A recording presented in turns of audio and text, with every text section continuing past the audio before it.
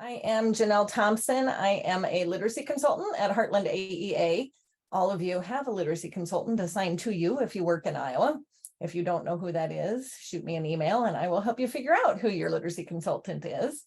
I also work with the computer science team at Heartland. So I have a couple different roles. So I have a little passion for technology, which makes it fun that I can present at these sessions.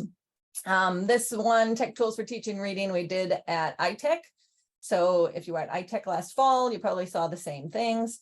There was a couple new things added since then. And then I also gave it at the reading conference this summer. I don't know if you guys know there's a reading conference, but there's an Iowa reading conference done really well. And that was this summer. And I'm also really excited about presenting again at iTech in the fall.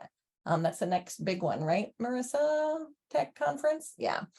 So if you haven't heard about that, there's a slide at the end. You can get all hooked up for that. And for this fall, I'm going to be doing audiobooks and digital text, best practice and ideas and things around those tools. So we will get started with our presentation. So here's my Twitter handle and here is my email address. So if you want to take note of that or you have questions later or sometime this fall or winter and you're like, what did she say? There's my email and you can shoot me an email anytime. I'm happy to help out. We are going to be talking about reading, but I get asked most often by teachers about, give me a tech tool that can teach reading comprehension for my students.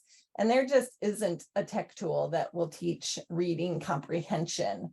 Not a website, not an app, anything. There's practice, there's places you can read, but as teachers, we have to develop that reading comprehension, those strategies and the skill and the background and all of that stuff. So don't think that there's a tech tool that's just going to be your silver bullet. These are things that are going to enhance and help your instruction, but not be a replace of your instruction. And then we want to make sure that we're not using 21st century tools with 20th century pedagogy. So we're not just replacing a worksheet with a web page, making sure that there's instructional purpose around the things that we are doing with tech, as well as what we are doing with reading. And I've got a couple examples of how to be a wise consumer when we are looking at tech tools today. All right. When and how do we use technology? So you always have to think, what's your purpose? I love our instructional technology. Is that what you're called, Marissa? Instructional technology consultant? What is your title? Our official title is now a digital learning consultants. Digital learning consultants. You're digital learning consultants. Every district has one of these too, I believe, in the state. But again, if you don't, just email Marissa.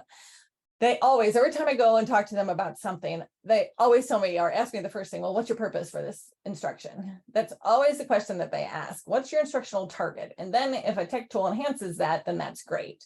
And then are you consuming or are you creating or are you doing both? So a lot of times, like my Twitter handle, I'm doing a lot of consuming. I don't like share a lot of things, but I find a lot of things, right?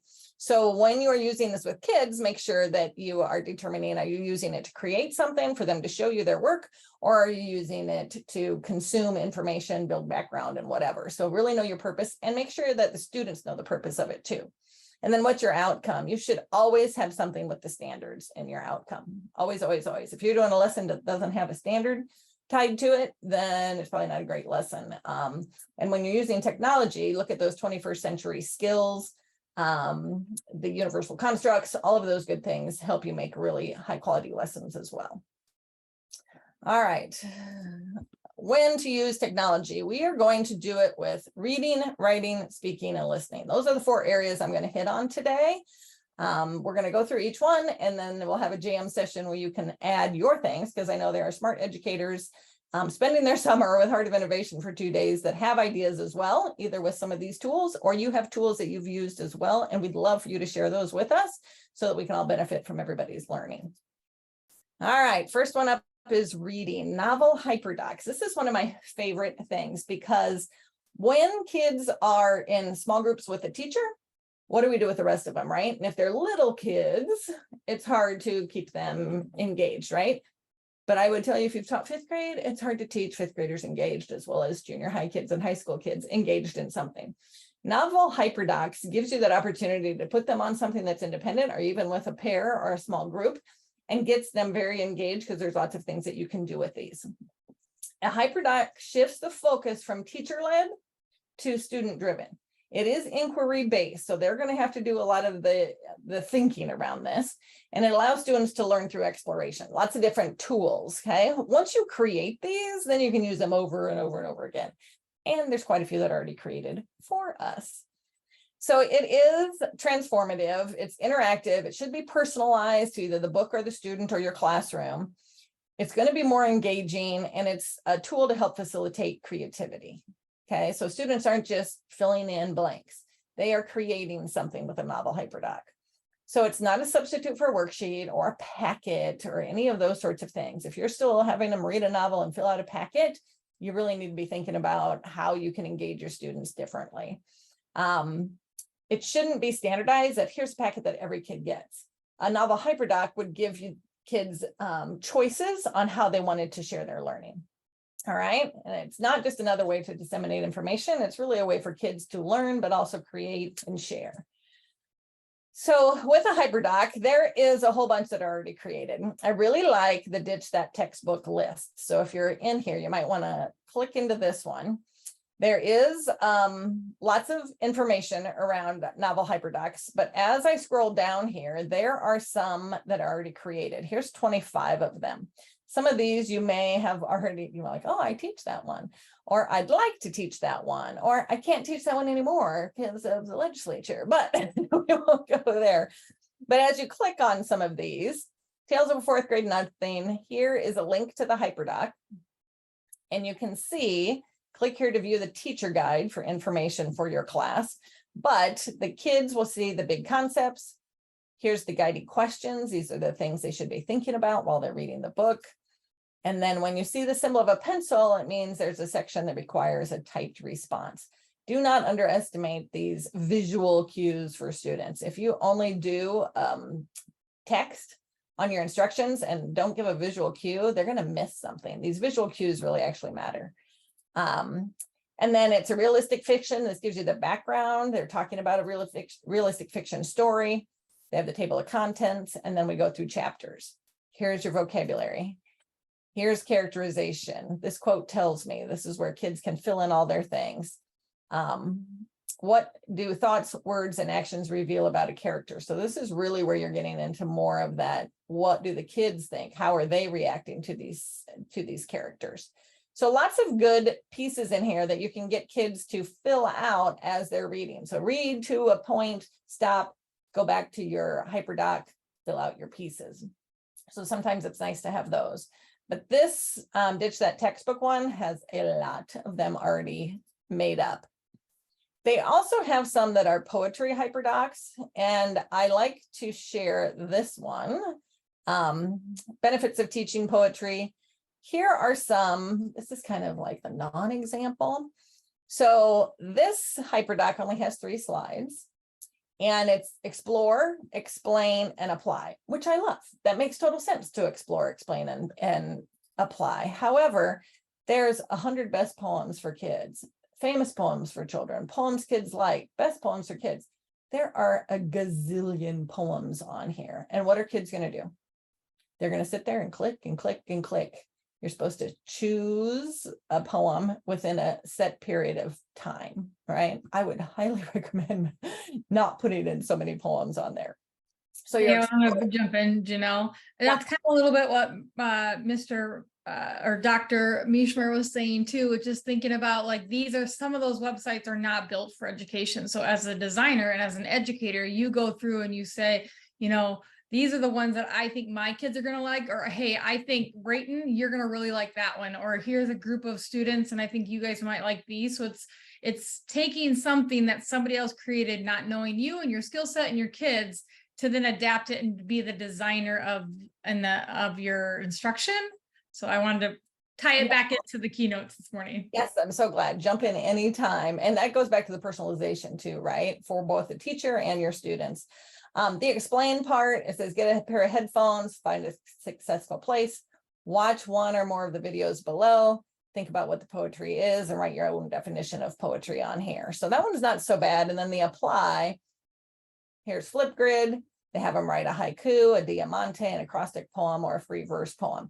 I will tell you, if you look at the standards, the poetry, the standards around poetry aren't about types of poems. It's more about figurative language. It's more about poetic elements and those sorts of things, and not teaching about a specific type of poem. So do I think this is horrible? No. Do I think I would tweak it for myself and my students? You betcha. So just really thinking about being a wise consumer when you're looking at some of these, okay? But there are many, many, many of them out there. And if you're looking for something specific, there's a HyperDoc Facebook group. You can say, hey, I need something on this novel or this speech or this whatever. They might have something out there for you, so you don't have to start from scratch. You know, it's nice to not start from scratch, okay? All right, you can also build your own. So if you want to start from scratch, here's a HyperDoc template. And then How to HyperDoc a Novel by Heather Marshall. So she's a middle school teacher that really transformed her classroom by doing HyperDocs instead of packets. And then even here, there is more templates. But if you look at this, it's pretty easy. Go to File, make a copy. Title of the book, big concepts, guiding questions. You see the pencil. All of this is on here. So you just have to insert things. Oh, I love book snaps. All of these are things that you can use. You don't have to use all 46 slides, but those are options for you to build your own. So really great resource for you to build something a little more interactive around novels. Okay. All right, digital text. Make sure there is a purpose and preference for digital text. If you tell kids to go find something around the American Revolution on the internet to read, they're going to find a gazillion things. That's not a good way to get kids in good quality text that is at their level, so they're not frustrated and it's not too easy. Okay, some of my favorites. These are the go-tos of most districts that I work with. ReadWorks. ReadWorks is free. They have text-dependent questions, and text-dependent questions is the easiest form of comprehension. Can they read a text and answer the questions? They should be able to find the questions in there. Some of them are inferencing questions, but text-dependent questions is the easiest form of comprehension. They have text sets. Text sets up the rigor a little bit because they have to use multiple texts to determine their answer. They have to read multiple perspectives. So check out the text sets. Oops, sorry. Check out the text sets there. And then they have an article a day. And I was working with a middle school teacher who used the article a day as a bell ringer. And she found that her kids were just reading that much more because of the little bell ringer. They walked in the room, they read the article of the day, they did a response to it. It was amazing for her to get the kids' eyes on text a lot more than they were. And it's also searchable if you're looking for a certain content, if you're looking for a certain grade, whatever, it's all searchable. Common Lit is another one that is really, really good. They have awesome text sets, really, really great ones put together. They have a reading assessment too. It's kind of long, but it's really, really good and comprehensive as far as thinking about where kids are at around comprehension. We have a lot of diagnostic assessments for, phonics and spelling and phonemic awareness, those sorts of things. This one would give you a little bit more information for other things. Again, it's a little long, but I think it's done really well. They actually have a search for literary device. So if you're looking for a personification, if you're looking for flashback, whatever you're teaching, you can search by that. And then there's a 360 curriculum with writing involved as well and has vocabulary embedded. So that's done pretty darn well too. And then News ELA, I know everyone calls it News ELA, but it's News English Language Arts. It has current events. So this is a great one to get kids engaged with something they want to know about. So if it's football season or baseball season, you can get the boys in there to read stuff about their favorite players or their favorite sport that's happening right now. So they also have text sets. And again, everybody's adding those because it ups the rigor. If we just have one text in front of them, they're not looking at different perspectives and they're not doing the analysis. As soon as you get into that 5th grade, you have to be doing analysis. And then you can change the readability level on Newsella to make it easier for certain students that might need a lower level text. So those 3 are kind of the biggest ones that people use. I know there's others out there, but those are the go-tos. Epic Book is another one that I see in classrooms all the time. Tons of books, free for educators, good quality books. It has read to me features. It has multiple languages. So if you have students that are EL learners, they have multiple languages. You can specifically assign books in Epic as well. And I think Epic, doesn't it work with Flip now, Marissa? Do you remember? No, she doesn't remember. Maybe I'm wrong. But the one thing I want to caution you about with Epic is if you have a student on Epic and they are watching the book and there's no words at the bottom, not one you want them to be reading. The words have to be around the bottom as that text is being read to them. I will tell you too that the brain research around audiobooks, read aloud, interactive read aloud with the teacher, and books, books that are animated, like Epic. Some of those are animated where Curious George is walking around and doing all the things. So it's more like a movie. The brain research on that is audiobooks for little kids, K2 or even younger, that doesn't give them enough information that they can make that picture in their head because they have no background to really figure that out. The ones that are animated and told for you, also, we don't have to use our imagination or make the movie in our head because it's already done for you. So the interactive piece that's in the middle where a teacher or the book is reading part of it and then you have them stop and write something or respond to a partner or whatever, that type is the best, the highest quality of using those books. So just think about that while you're using Epic in the classroom. Mac and V is free. Also through Heartland, it has ebooks, it has audiobooks. You can assign the books. There's a backpack in there. You can put those in there. You can share kids' writing in Mac and Via. It has articles on specific topics. There is just a never-ending plethora of things in Mac and Via that can do all the same things that Epic does. And then there is a site called Text Project, textproject.org. Oops, good grief. Textproject.org, and this one has teacher guides. There's a beginning reads for preschool to kindergarten. FYI for kids is grades 2 through 5, but I've also used these with high school level 3 students. Short text with a picture included, vocabulary assignment, so it's actually really good. And then there's a topic reads, which is for middle school.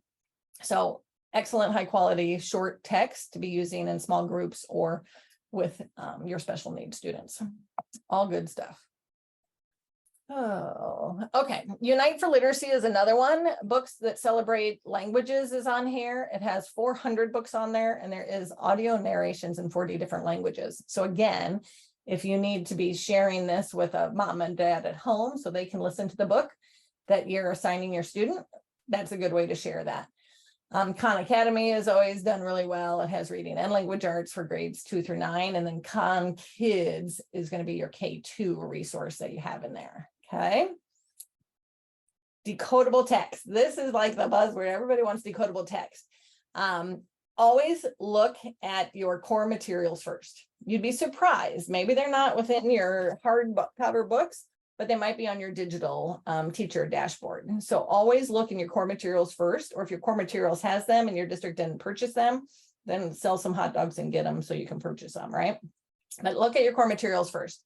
You want to share, Janelle, why digital decodable text? Why some of them might be new to hearing why it's important.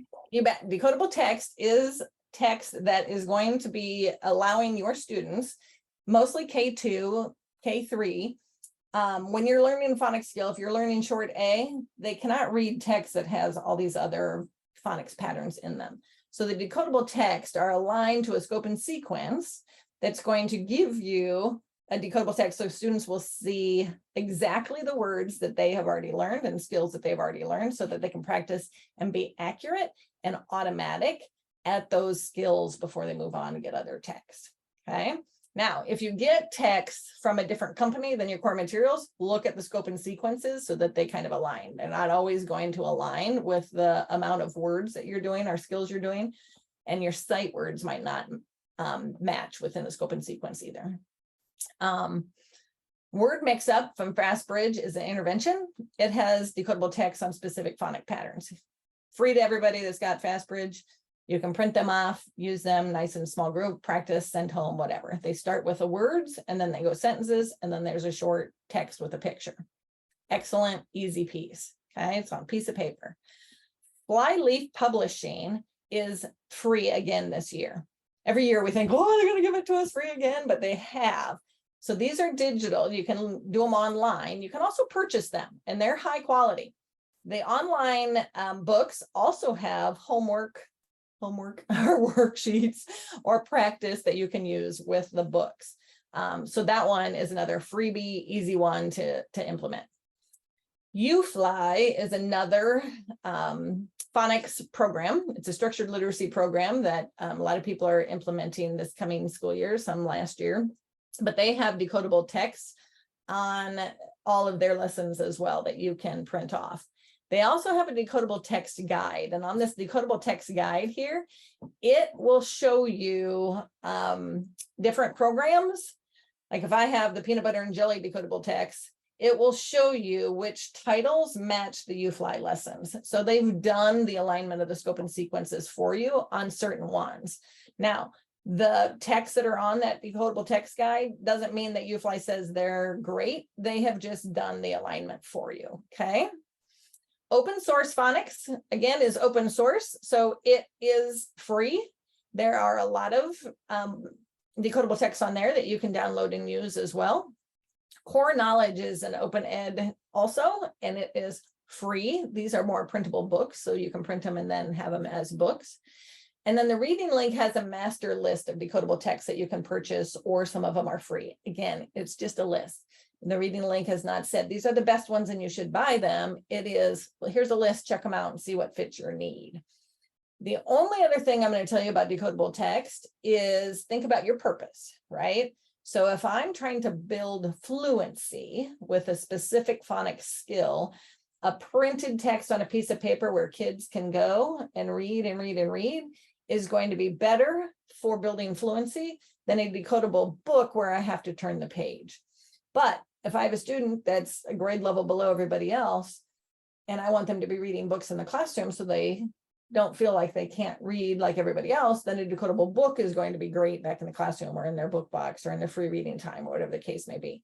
So you still want to think about, am I using decodable text to build fluency and automaticity, or am I using decodable text so that they can respond and read to those sorts of things?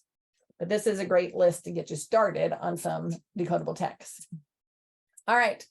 The other thing UFly has is a virtual blending board. So this is great for kindergarten, first grade. If you are teaching skills, phonics skills, then you can build words with this blending board. So this is for teachers. So you can build, do I have it?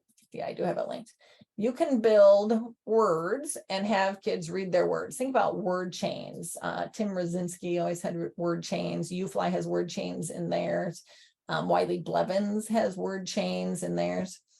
And if you get this loading message, this is a free resource that a gazillion people are using.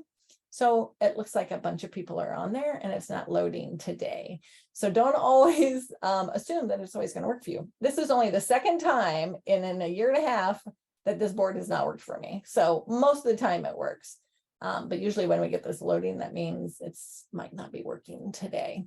But it looks like this. You can pick which letters. These are the beginning letters, middle letters, ending letters, and then of course your suffixes here. You can pick the whole board, or you can pick just the letters you're going to use and then have kids read the words as you are building them. Excellent piece. Okay, now did I lose my, I did. Here, oh, here it is. Okay. Teachingbooks.net. This is another one that's free for everybody. Okay. Through Heartland, you have this. You should be clicking on this and you should be using it like every school year. Here's what you can do. You can search for any book. Okay. It gives you the authors. It tells you original resources that they have. It gives you information about the author. It gives author interviews. Good grief. We'll go right into it. When you put in your book, so I'm going to put Maniac McGee in there. Here's Maniac McGee. When I go in, it gives me all of the information that I need. It also gives me book guides and activities and lessons already done for us. Okay. It even gives us a book reading. So if you're trying to get part of a book, a lot of audiobooks on here, if you want to look, here's a great place to look instead of YouTube. Okay. It also gives us the text complexity. This text complexity gives us the Lexile level, and it also gives us, so the grade bands, but it also gives us the qualitative. So the qualitative measures are the meaning. Conventionality is very difficult. Life experiences is more difficult.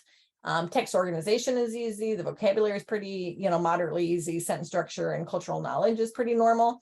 But these three areas are a little more difficult. So it'll tell you what you need to be thinking about while you're reading it. And then it gives you 4th, 5th, 6th grade is typically where those would come in. Okay.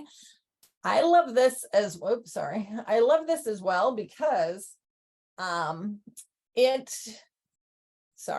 will let you catalog your books in your classroom or in your library.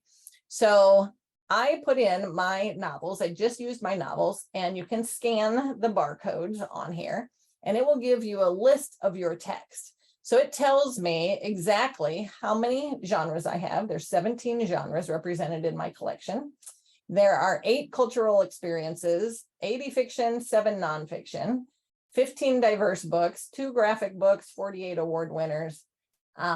Most of my publication year is 1999. That's the median publication year. That tells me I need to update my novels in my personal library for sure. Okay, but it gives you all of this information on here. Oops, sorry. My mouse is a little testy today. So here's my dates. So it tells me where I start. 1597, I think, is Romeo and Juliet or something. And then 2019 is the most current novel that I bought. Now, I'm not in a classroom, so I haven't bought a lot of novels in the last few years. But still, if I want to be showing this, I probably should buy some new ones. And I did at the Iowa Reading Conference this summer.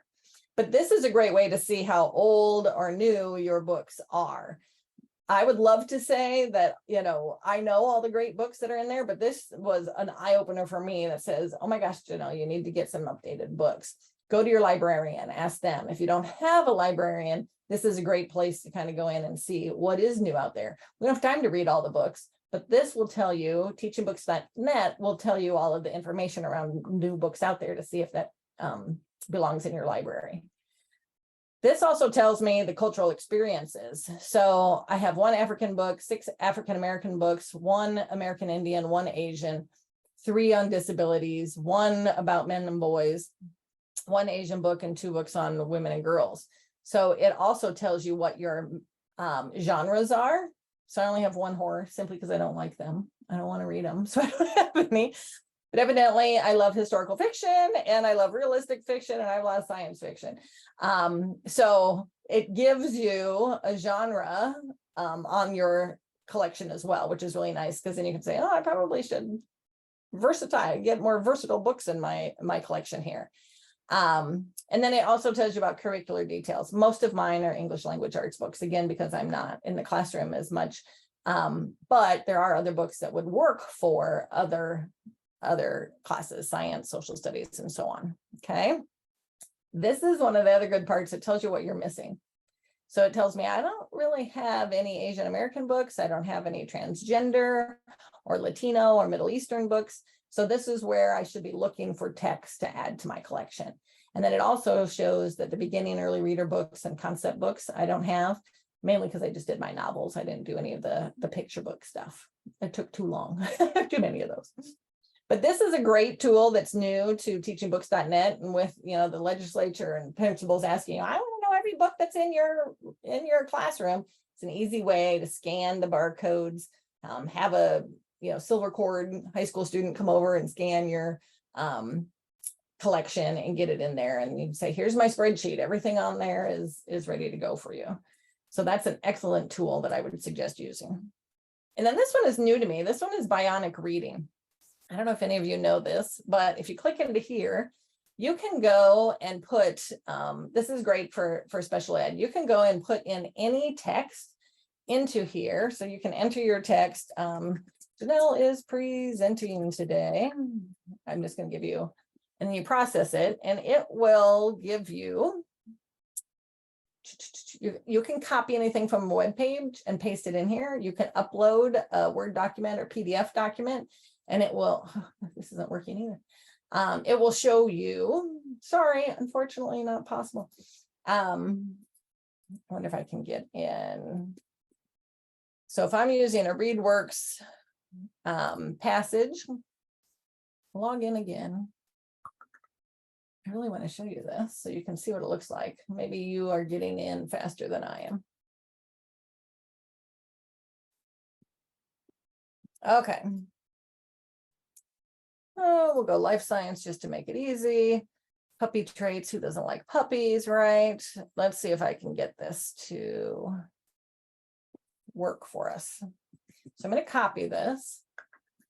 Bionic reading. I'll put it in here. I'm going to hit process. Here it comes. Well, maybe.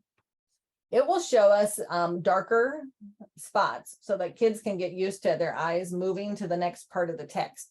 You can make the text bigger. So if you have students that need larger text, this is an easy way to copy, paste in there, make it bigger, print it off.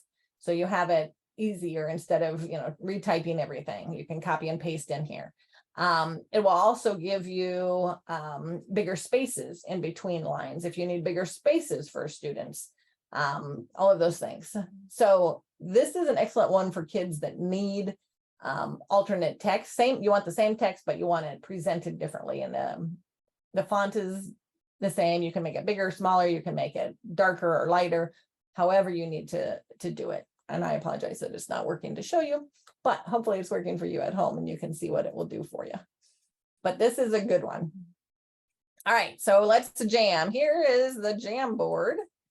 The link is right here. Share your favorites on reading. This first page is reading. So there's a few left on here.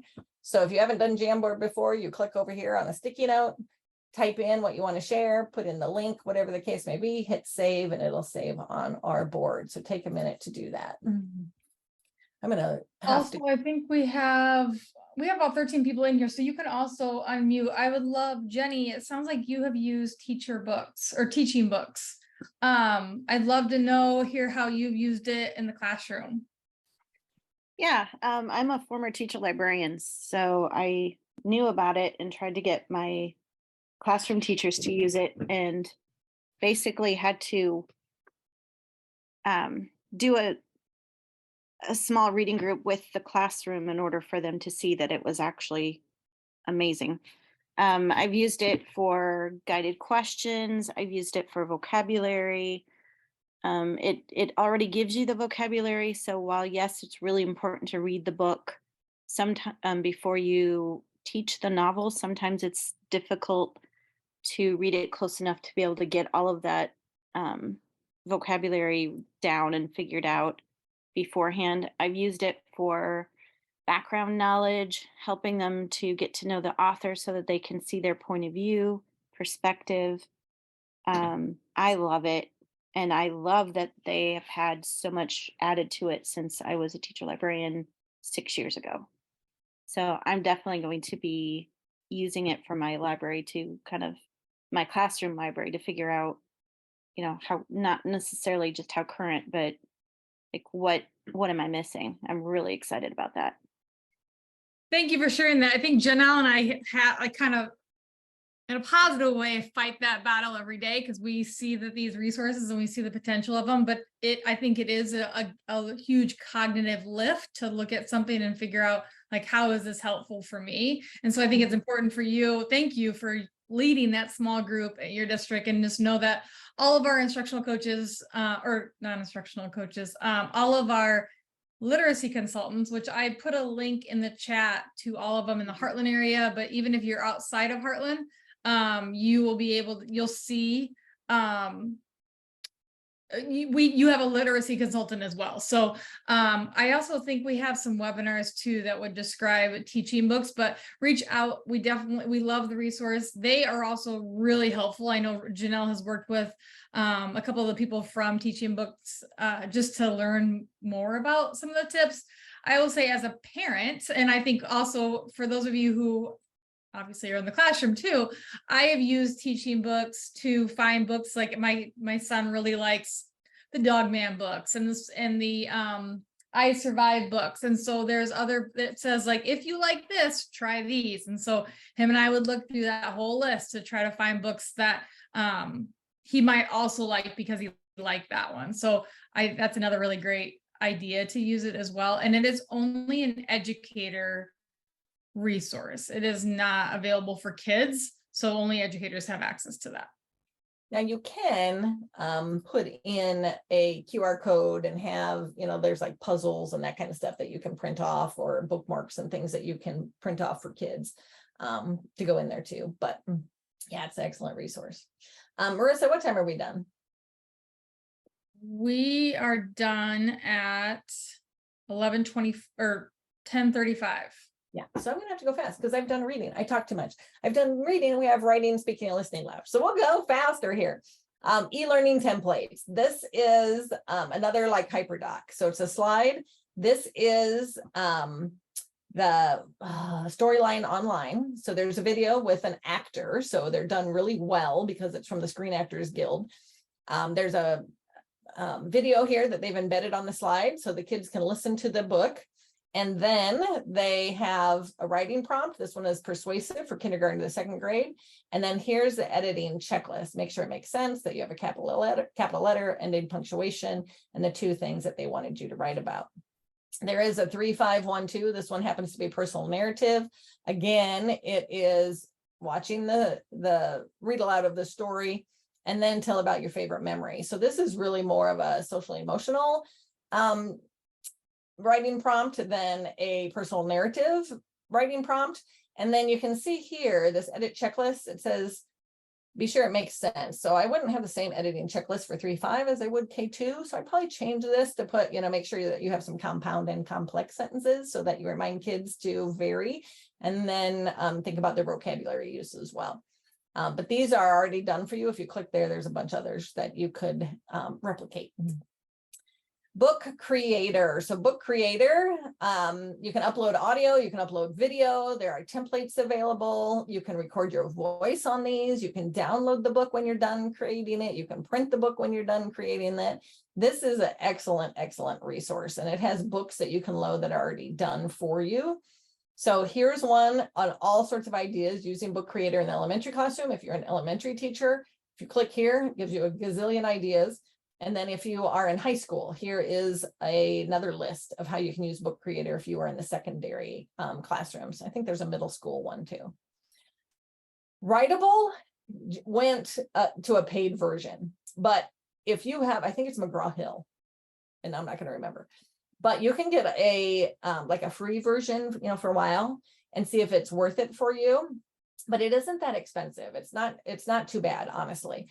But it has these quick writes that are done really, really well. So here's an opinion paragraph. So getting kids to write more. This is a great independent station or practice, okay? This one's an opinion. The theme of this collection is the animal kingdom, and as humans, we share the planet Earth with a wide variety of animals, from tiny insects to gigantic bears. Why is it important for us to treat animals with care and respect? Why are animals important? What can we learn from them? Think about these questions and then write a quick opinion paragraph about why animals are an important part of our world. On the side there, you can see it says you state your opinion, you give clear reasons to support your opinion, and all of the ideas are focused on the topic identified by the prompt. So they just start writing in there. So again, this is a good bell ringer. This is a great practice thing. Kids should be able to write, especially in 4th, 5th, 6th grade on up, you should be able to write a paragraph in 5 minutes. This shouldn't take 20 minutes for kids to do, okay? They also have response to nonfiction reading. So these are all done in there for you as well. If you need to write a summary paragraph, if you want them to write a journal entry, an opinion letter, blog post, short story, all sorts of different types of writing that you can do in here with text. And then if you're a 9th through 12th grade teacher, they have an argumentative essay, argumentative letter, and op-ed, which I think is great. There's a different audience. It also has literary critique. So great stuff in there already done for you. Again, it costs, but it's a really good resource. Okay. And then Story Jumper. Marissa shared this one with me. It's a student created story. So here's a link to one that her student created in June. So this was the summer piece. And she's got her characters.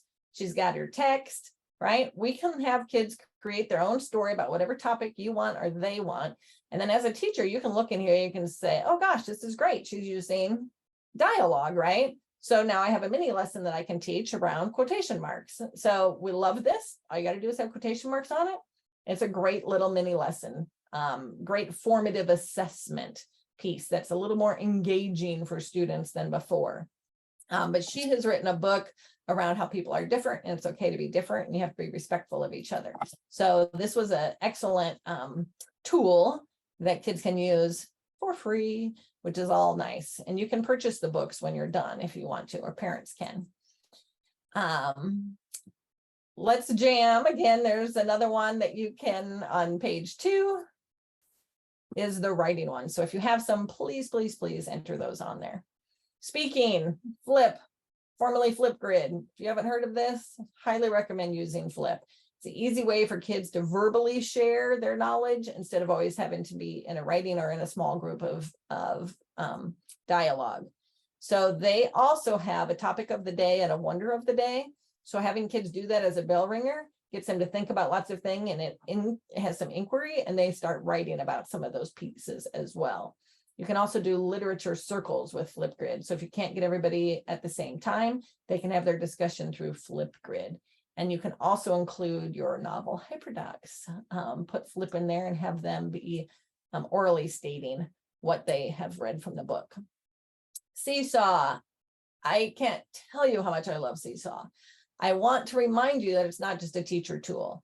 I have a granddaughter in kindergarten and her teacher shared a gazillion things on Seesaw, which was great.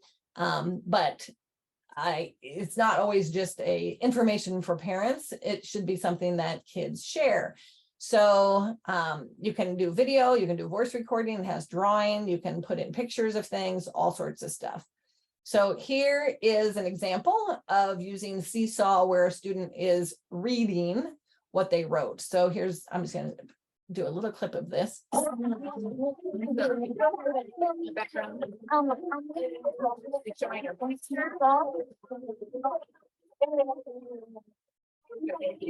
then she's going to read the story. So parents can see, okay, now when she brings it home, I know what it says, because sometimes we don't know what it says in kindergarten. So that's nice.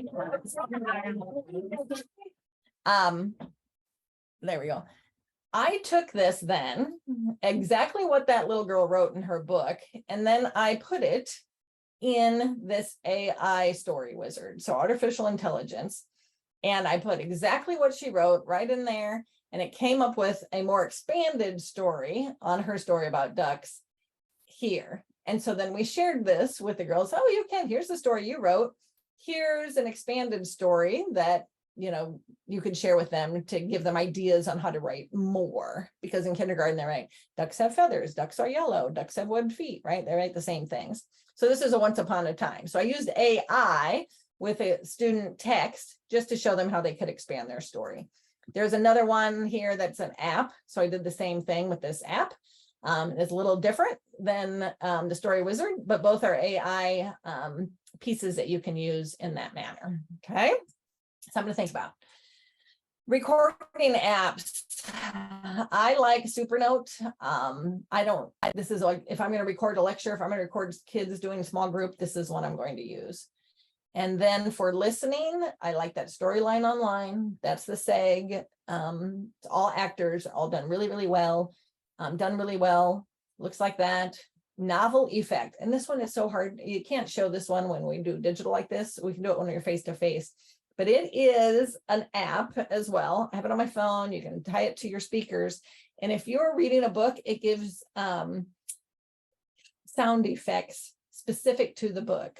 So if you're doing Very Hungry Caterpillar, you can hear the caterpillar eating through his watermelon and eating through his leaf.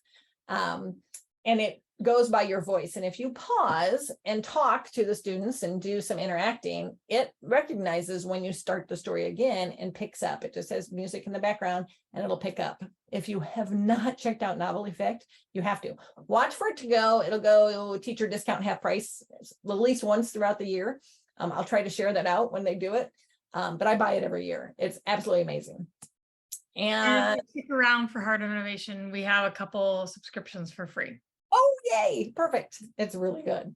And then podcasts. Jeff Glade, if you have not talked to Jeff Glade or seen his list of podcasts, he has curated lists, which is super nice because there's so many out there. He's gone through some and put them in categories for you. So it's a little bit easier for you to find high quality podcasts and how to use those. So here are the ones that I went through. Look, it's 10:35. Sorry that I went really fast at the end. I would love for you to go back to the Jamboard though and share anything that you use, because this is a great way to see what teachers are using. So please, please, please add something to the Jamboard before you log off.